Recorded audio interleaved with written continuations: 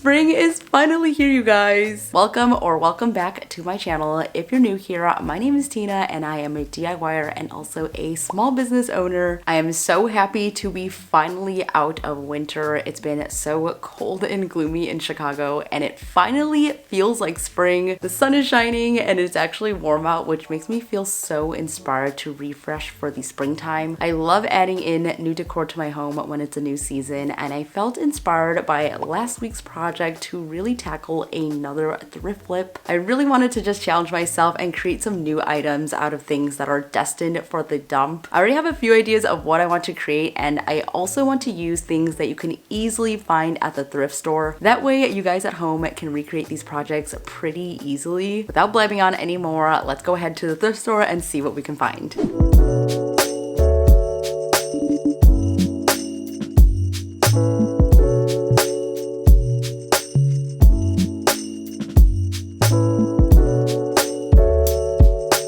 Okay, I am back from the thrift store. I want to show you guys what I found that I'm probably not really going to flip, but I wanted to show you anyways because it was such a good find. I got this giant vase, which honestly I love the shape of so much. It has three little handles up top and it does have this like rope detail, but I'm just gonna take that off. This is gonna be such a nice piece for spring. I don't know if I'm going to keep it this color or not, but I just had to share it with you guys because this was honestly such a good find. Another big item I found was this stool, which I was so happy to find because I always see them at the thrift store and they're also priced pretty well. There's a little bit of wear and tear at the top here, but that is totally fine because I'm planning to distress it anyways. This is a bar counter height, but I definitely want to shorten it and make it look like a vintage bench. So that is my plan for this. And the battery's going to die. Okay, put in a new battery and I'm back. I want to show you guys the next item I found, which are these books. I tried to find books that weren't like really important books that people would actually want to use, at least in my opinion. So I got some old cooking books because these are a really big size. I got them for $2.99 each. All of them that I found were cookbooks, and these are basically the size as a regular coffee table book. And that's exactly what you want for this project because we're gonna create our own DIY coffee table books that aren't gonna cost us an arm and a leg. This one, for example, is a Martha Stewart one, which I actually am glad that even with this DIY you could still use the book. So as long as it's a hardcover book, that's all that matters for this project. There's no way she cooked all of these, right? Ooh, that sounds good. And last but not least, I found this, which I don't really know what they're supposed to be wall shelves. They have hooks on the back. So these are supposed to be wall shelves. It's a pack of 3 and I got them for only $5, which I think is a steal. I really envisioned making some planter boxes for the new season. So these are gonna make the perfect base for that. Okay, now that we have all of our items, I'm gonna go ahead and brainstorm and get to DIYing. I just gave these a good clean and I think I know what I want to do with them. Here is the inspo photo and what I'm trying to recreate with these boxes. And I was thinking I could actually use 2 of them to elevate it, probably the biggest and the smallest one. Also, I have no idea why there's a puck light on this. I'm assuming they like hung it up and then used it as like an under cabinet light or something like that, which is kind of funny. Anyways, so this will be the top and then I will flip this over and make it the bottom, and that way it has kind of like this pedestal look to it. I think that could look really cool. I'm gonna go ahead, take all of this hardware off, and then start mapping out my design. I'm gonna start by creating a grid so I can plan out exactly where each of the shapes are going to go. I went with 2-inch grids around the entire box, and with a compass, I drew out half circles, which I realized I totally could have just freehanded this because this does not have to be perfect at all. It just has to serve as a guide, and I added in rectangles and slanted angles to create a random pattern similar to the inspo piece. I think the last time I made a planter was in our Ellie apartment, which I miss so much because our plants definitely thrived there. Our house now does not get very much light at all, and now that it's finally spring, my plants are feeling so much happier, so I'm excited to put one into this new planter. Everything is mapped out, and to actually create the little shapes, I decided I'm going to use polymer clay. This seems like it would be one of the easier solutions. I could also get some plywood and cut it down as well. I could use my jigsaw pretty easily for that, but I had a lot of clay left over, so I thought, why not give this a try? I have a brand new packet, so I have to go ahead and just like knead it down, make sure to roll it all out, and then cut out each of the shapes. This is so satisfying. To create the shapes, I found something that was the same diameter as the circles for my grid, which happened to be this little candle. So I cut out some circles and then I cut those in half. And I found it to be really helpful to use a ruler for this part, so you could just cut out each of the shapes to be a little bit more uniform. It definitely has been a while since I worked with clay, and I enjoyed every single second of this project, even though it was a little bit more tedious. If you're new to the world of polymer clay, I do have a video of my best tips and tricks, and I will link that down below for you.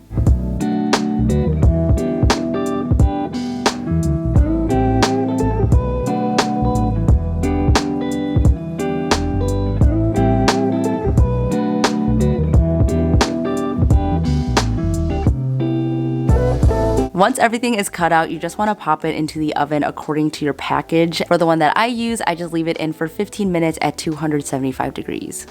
Look at all of my pieces, you guys. These actually came out really good, and if there are any rougher edges, you can just use some sandpaper and smooth it down. Otherwise, I am going to use a texture spray over these, so they don't have to be perfect, but I'm pretty pleased with these. What, baby?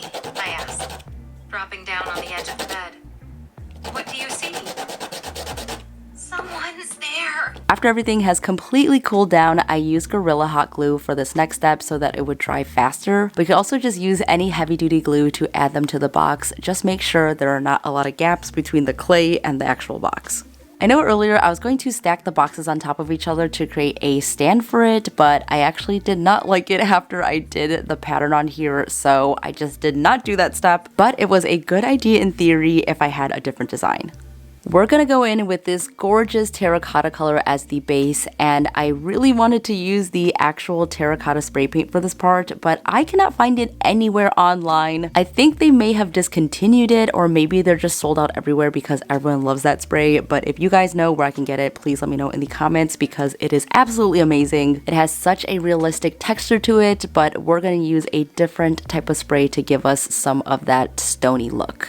And as you can see, I just added this on top of the first color after it dried. Doing this as a second coat instead of the first coat avoided any missing spots in between the texture. It was a lot easier to start with the color base, then the stone texture, and then finish it off with one more color coat and then a top coat. And with that, our project is done.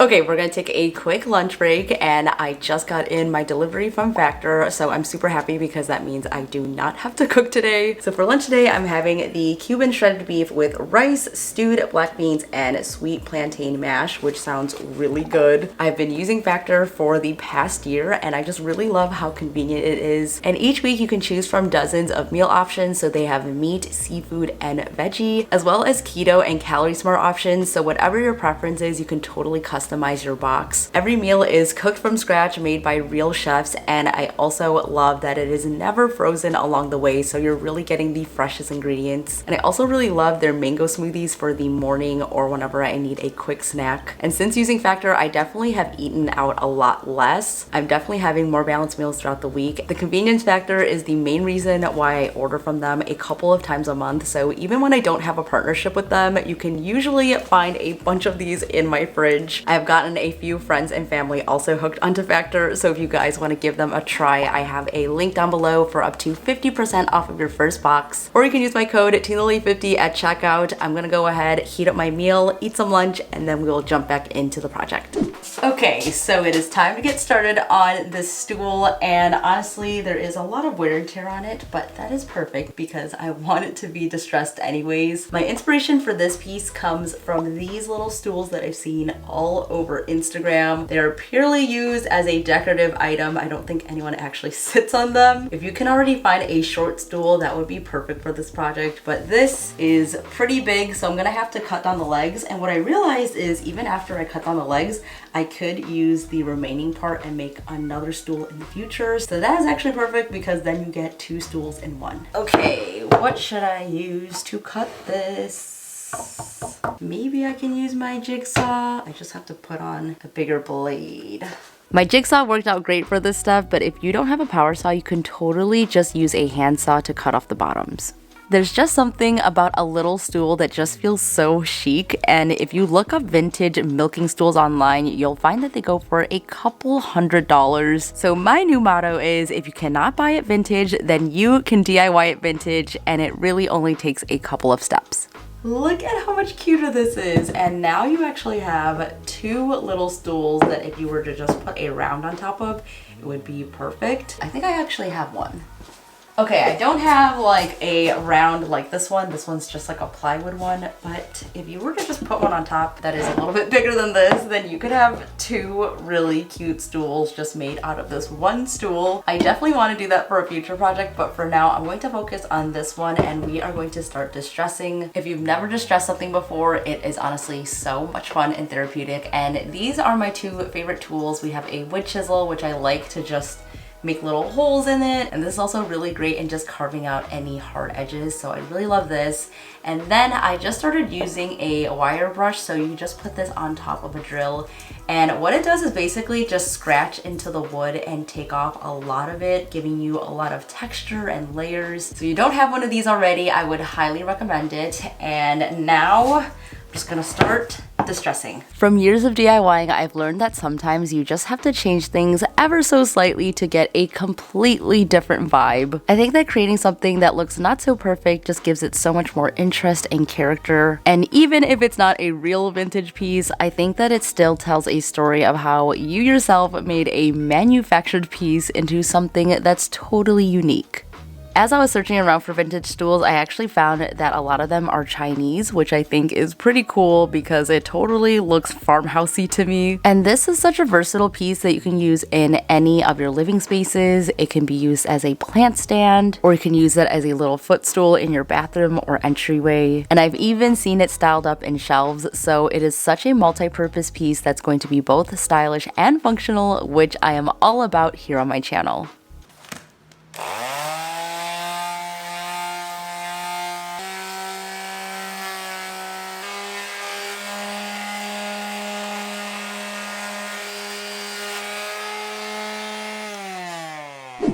Whenever I film, I have to tell Brian to stop walking upstairs because he's so loud.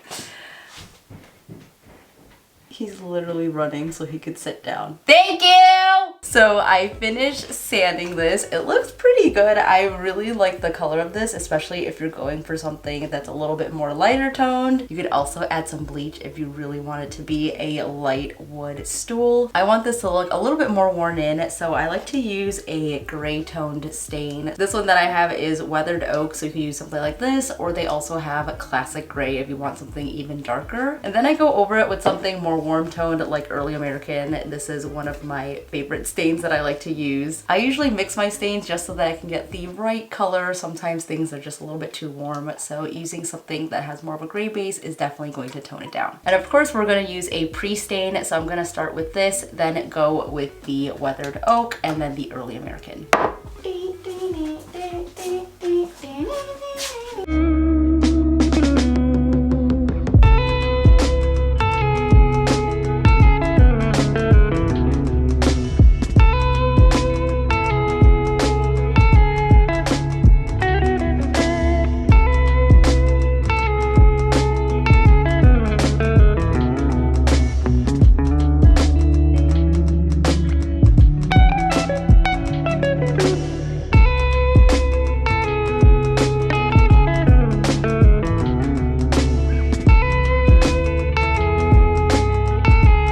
It is time to work on our DIY coffee table book. So if you are someone who likes to decorate shelves, coffee table books are honestly an essential. They're great for stacking or putting up vertical and just adding different levels to your decorating style, but they can get pretty expensive, especially if you're using it just for decorative purposes. It can totally add up, and what I notice is that if I decorate with a book, and I put it somewhere I'm most likely not going to pick it up again and read it. So that's why I wanted to create some books that are purely decorative, and this is really inexpensive to do. All you need is a thrifted book. You'll also need some thick fabric, so I got mine at the fabric store, but I was searching at the thrift store for either bedding or curtains or something like that, but there was none, so if you can find it at the thrift store, it is even better. I also have some glue, so Mod Podge, as well as a hot glue gun, and I have little pieces of cardboard that I can use to create a decorative element on the spine. You'll also need scissors, and I'll also recommend using some sort of flat edge to flatten out the fabric. Okay, let's get started. I'm going to remove the cover. We're gonna do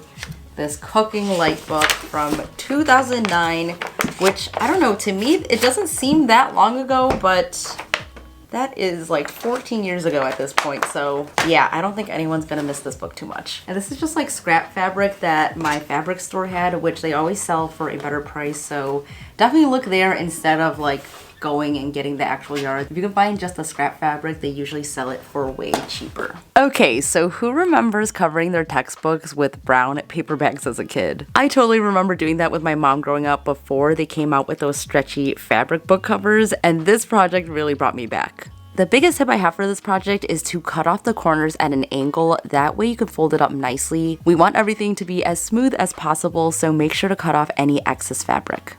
And you'll see once I get to the spine of the book, I just tuck it into that little gap in between the binding.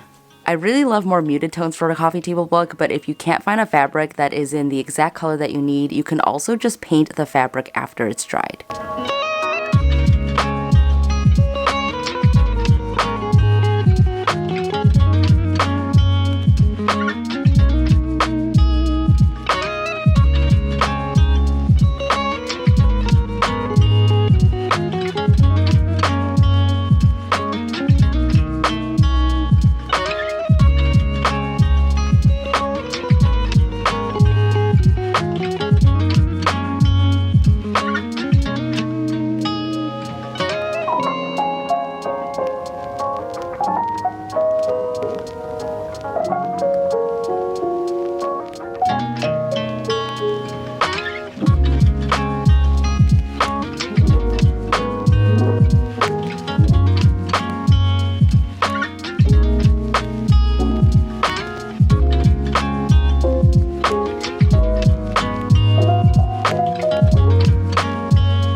What I love most about the projects in this video is that I spent less than $20 for each of these, so it didn't cost me very much to make, and they just look so much more expensive. Plus, these projects are very beginner friendly and achievable, which we love.